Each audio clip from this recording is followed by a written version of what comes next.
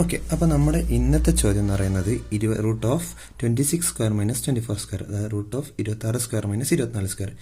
വളരെ എളുപ്പത്തിൽ ചെയ്യാൻ പറ്റുന്നേ ഉള്ളൂ. നമുക്ക് വേണമെങ്കിൽ 26 സ്ക്വയർ കണ്ടുപിടിച്ച് രണ്ടാമത് 24 സ്ക്വയർ കണ്ടുപിടിച്ച് അതിൻ്റെ വ്യത്യാസം എടുത്തിട്ട് റൂട്ട് എടുക്കാം. പക്ഷെ ഒരുപാട് സമയം പോകും അല്ലേ. അപ്പോൾ നമ്മൾ എളുപ്പ രീതിയിൽ ചെയ്യാൻ പറ്റും, നമുക്ക് ഒറ്റ ഇക്വേഷനിൽ ചെയ്യാൻ പറ്റും. ഇത് നമ്മൾ ആദ്യം നോക്കുമ്പോൾ ഇത് ഏത് ഫോമിലാണ് ഉള്ളത്?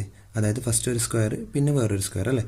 അതായത് A square minus B square എന്നുള്ള ഫോമിലാണ് ഇവിടെ ഉള്ളത് അല്ലേ. ഇവിടെ ഉള്ളത് എ സ്ക്വയർ മൈനസ് അതിനുള്ള ഒരു റൂട്ട് കൂടി വന്നിട്ടുണ്ട്. ഈ ഒരു രീതിയിലാണ് ഉള്ളത്. അപ്പോൾ നമുക്ക് എല്ലാവർക്കും അറിയുന്ന ഒരു ഇക്വേഷൻ ഉണ്ട്.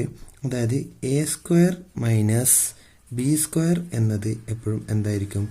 A plus B into A minus B ആയിരിക്കും.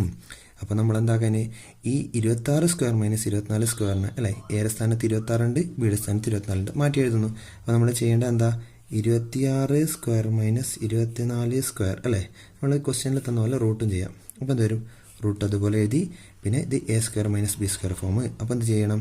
A plus B into A minus B form അല്ലേ. എയുടെ സ്ഥാനത്ത് 26, ബിയുടെ സ്ഥാനത്ത് 24.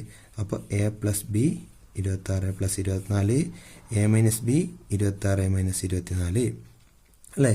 ഇത്രയേ ഉള്ളൂ. അതിന് ശേഷം എന്ത് ചെയ്യുക? റൂട്ട് എടുത്തു. 26 24 കൂട്ടിയാൽ 50 നമുക്കറിയാം. ഇൻറ്റു 26 24 കുറച്ചാൽ 2 എന്ന് പറയാം അല്ലേ. റൂട്ട് ഓഫ് 50 ഇൻറ്റു 2 എത്രയാ? 100 കിട്ടി. Okay, root 100. റൂട്ട് 100 സമം എത്രയായിരിക്കും? അപ്പോൾ റൂട്ട് 100 സമം 10. ഇതുപോലെ നമുക്ക് ഏത് കണക്ക് വേണമെങ്കിൽ ചെയ്യാൻ പറ്റുന്നതാണ് അല്ലേ. A square minus B square എന്തായിരിക്കും? A plus B into A minus B. ഈ ഒരു ഫോം യൂസ് ചെയ്താൽ മതി. ഓക്കെ.